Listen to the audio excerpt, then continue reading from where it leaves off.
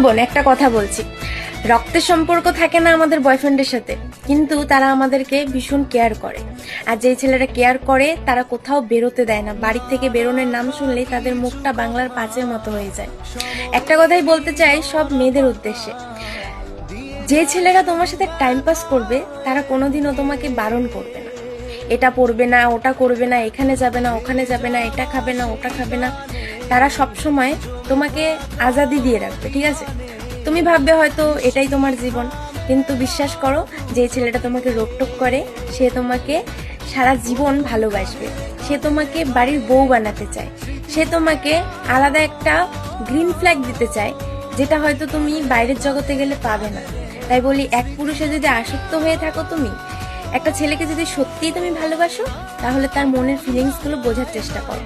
কারণ একটা পুরুষ বেশি কিছু চায় না তার ভালোবাসার শখের মানুষটার কাছ থেকে, শুধু চায় তারা যেন কোথাও না যায়, তাদের কথা শোনে, আর একটু ভালোবাসা চায়। এর থেকে বেশি কিছু চায় না। যদি তুমি সেটা তাকে দিতে পারো, তাহলে দেখবে দুনিয়ার সব সুখ তোমার পায়ের কাছে এনে রাখবে সেই ছেলেটা, যে তুমি তাকে এতটা ভালোবাসো যাতে সে ফিল না করে যে আমাকে ভালোবাসার লোক নেই। কারণ তারা অনেক কষ্ট সহ্য করে, ইনকাম করে, বাড়ির লোকের কথা শুনতে হয়, তারপরেও তারা একটু ভালোবাসা খোঁজে তোমার কাছে এসে, বুঝলে?